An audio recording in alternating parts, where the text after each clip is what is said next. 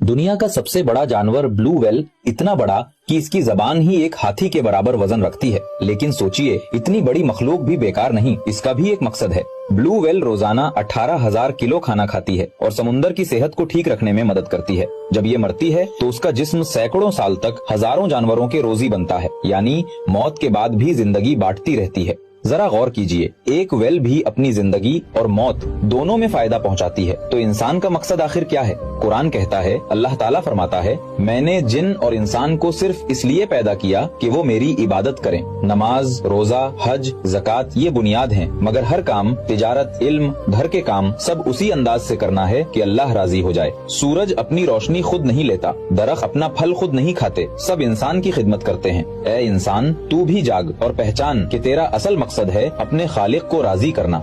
लेकिन दुख की बात तो ये है, इतनी अच्छी जानकारी के बाद भी किसी ने लाइक और सब्सक्राइब नहीं किया।